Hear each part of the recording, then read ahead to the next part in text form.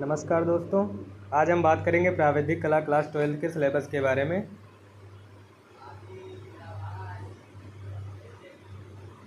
Syllabus के बारे में बात करेंगे। जो पूरा पेपर होता है वो कितने अंकों का होता है? 100 अंक का पूरा पेपर होता है। 100 अंक का पूरा पेपर होता है और समय जो दिया रहता है वो 3 घंटे का समय दिया रहता है। ठीक है, कितना समय दिया होता है? 3 घंटे का। और न्यूनतम पासिंग मार्क जो होते हैं 3 घंटे का समय, न्यूनतम जो पासिंग मार्क होते हैं, न्यूनतम पासिंग मार्क जो होते हैं वो कितने होते हैं? 33 आपको लाने होते हैं। पूरा पेपर जो होता है, पूरा पेपर जो होता है वो 6 खंडों में विभक्त रहता है। खंड आ से लेकर खंड फा तक।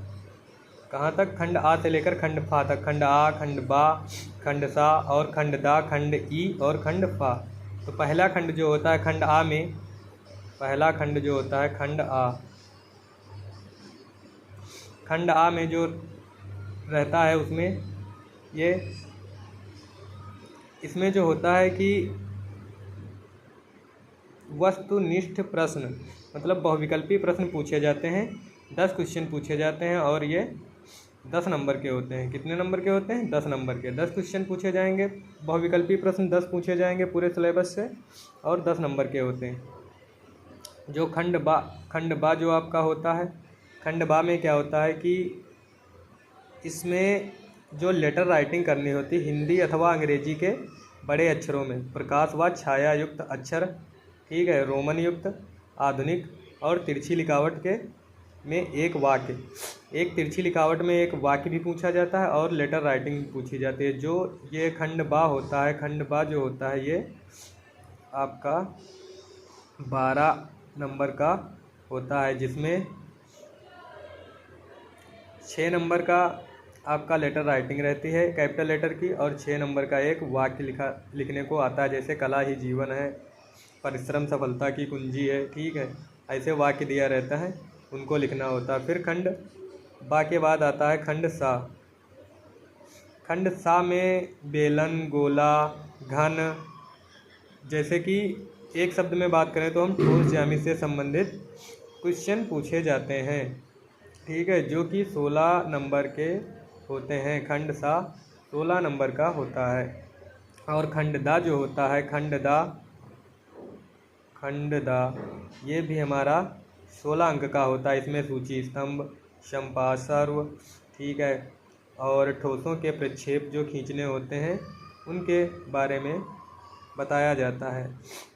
और खंड ई जो होता है, खंड ई, इसमें एक अक्षर बनाना होता है कैपिटल लेटर वाला, जैसे ए से जेड तक कोई भी एक अक्षर दिया रहता है उसकी हमें रचना करनी होती है, जो कि 16 अंकों का होता है। और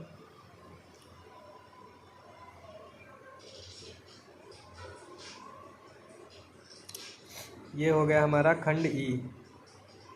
खंड ई में सम्मित चित्र पूछा जाता है। और खंड फा जो होता है,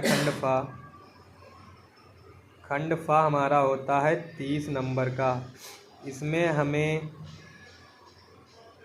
हमें कोई एक खंड करना होता है। इसमें 3 खंड दिए रहते हैं। इसमें खंड फा में एक तो खंड फा हो गया, फिर इसके अंतर्गत 3 खंड दिए रहते हैं। ठीक, इसमें से हमें कोई एक करना होता है।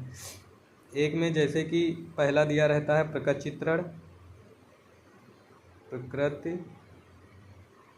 चित्रण पहला, दूसरा स्मृति चित्रण और तीसरा हमारा रहता है प्राकृतिक दृश्य चित्रण।